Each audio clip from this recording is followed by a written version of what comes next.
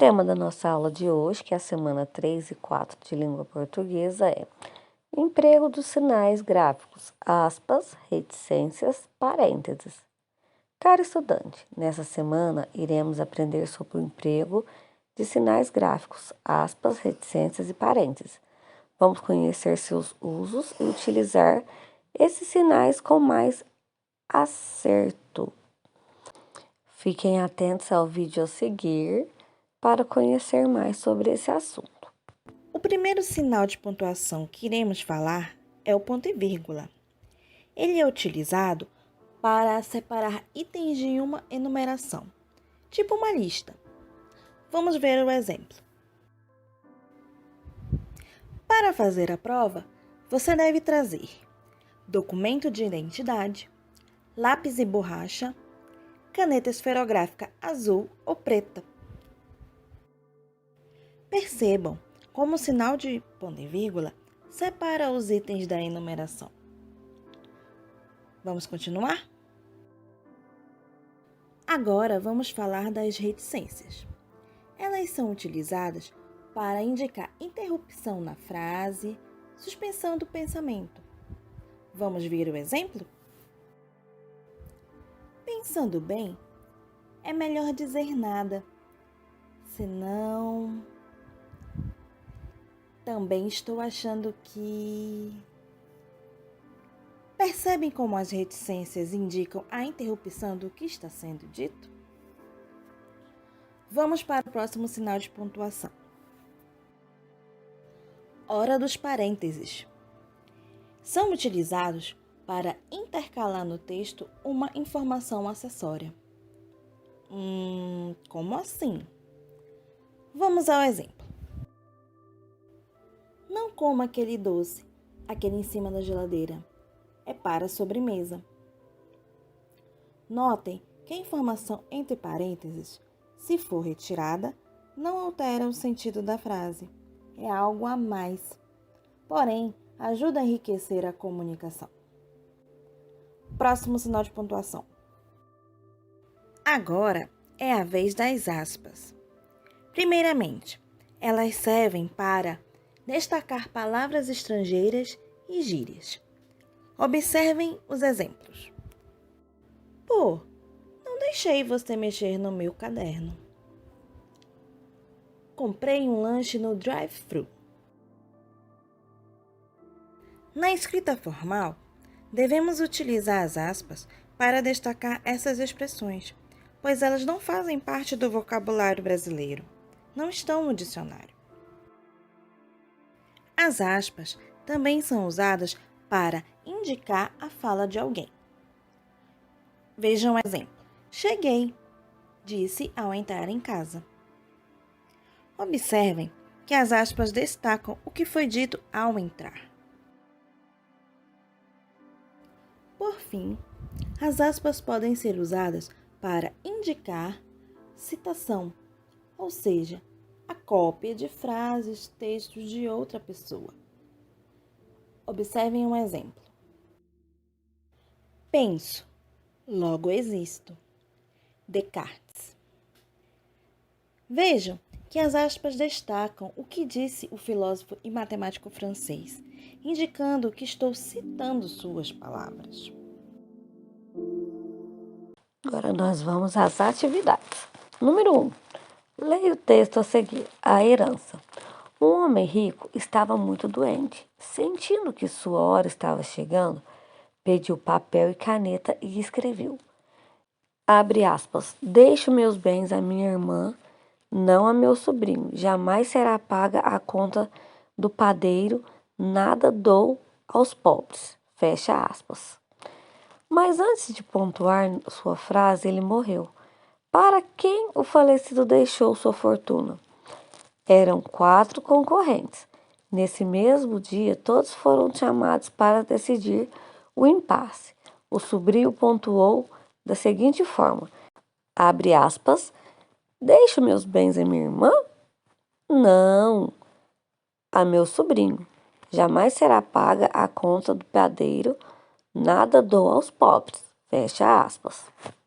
Já a uma irmã das formas de pontuou sobrevivência de acordo com o abre ambiente aspas, em que viviam, deixo de meus suas bens a minha necessidades irmã, materiais e espirituais, não a meu e de sobrinho. toda uma Jamais tradição. será paga Haviam a muitos conta do povos padeiro. nômades que Nada dou aos precisavam se pobres. deslocar Fecha aspas.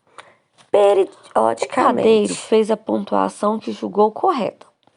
Abre aspas, deixo meus bens a minha irmã? Não, a meu sobrinho? Jamais será paga a conta do padeiro. Nada dou aos pobres. Fecha aspas. E uma representante dos pobres fez a sua versão. Abre aspas, deixo meus bens a minha irmã? Não, a meu sobrinho? Jamais. Será paga a conta do padeiro? Nada dou aos pobres. Como não entraram em um acordo, o caso foi para o tribunal. O juiz decidiu que a herança deveria ficar com os pobres. Então, tem a fonte aqui de onde foi retirado o texto.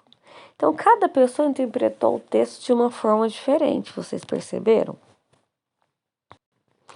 Agora, observando o texto e a pontuação usada, responda. Letra A. O fato de o homem não ter pontuado o texto trouxe confusão para aos herdeiros? Letra A. Não, porque cada um pontuou como quis. Não, deu para entender o que ele quis dizer. C. Sim, porque cada um pontuou para benefício próprio. B. Qual a diferença que as diversas pontuações trouxeram ao texto? Letra A. Houve diferença apenas nas duas primeiras interpretações? B. Várias maneiras de interpretar o mesmo texto? C. Nenhuma, ficou tudo igual. Letra C. Qual a função das reticências no texto?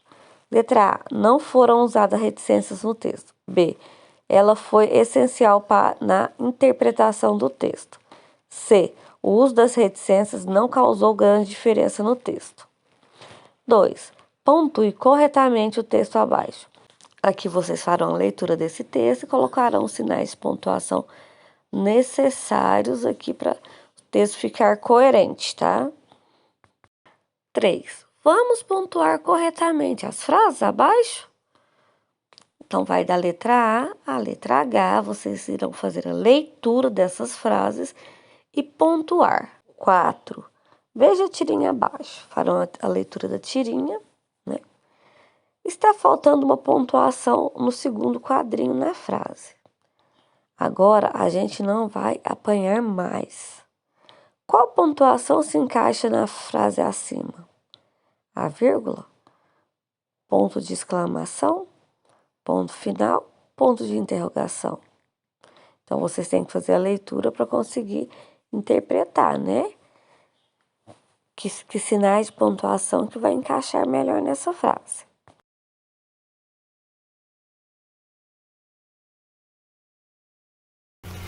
Gênero textual cartoon é um texto que faz uso de linguagem verbal e não verbal para anunciar ou criticar diversas situações ocorridas no cotidiano.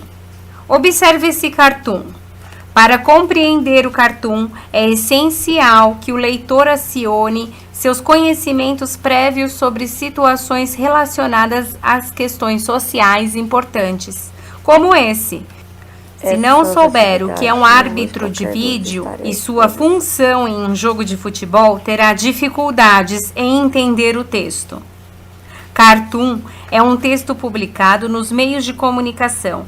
Tem a finalidade de incentivar o leitor a refletir de maneira crítica sobre a situação do cotidiano. A compreensão ocorre na análise dos elementos visuais e verbais do texto. Muitas informações, como as características físicas das pessoas, as ações que elas praticam e o espaço em que elas estão, em que as ações ocorrem, são percebidas pela leitura dos elementos visuais. Beijos e até a próxima aula. Nessa atividade, nós iremos trabalhar o gênero textual cartoon. Cartoon é um desenho humorístico animado ou não, de caráter extremamente crítico, que retrata algo que envolve o dia a dia de uma sociedade. Atividades. Número 1. Observe o cartoon abaixo com muita atenção. Reflita sobre o momento em que estamos vivendo em nossa sociedade e faça o que se pede. Aqui tem uma imagem, né, do nosso planeta Terra, deitadinho, com uma aparência bem assim, que está sentindo uma dor, que está triste, né? Dá para perceber que parece que está chorando. Então, vocês irão interpretar esse desenho. 2. Como você faria esse diálogo? Escreva nos balões ou no espaço abaixo. 3.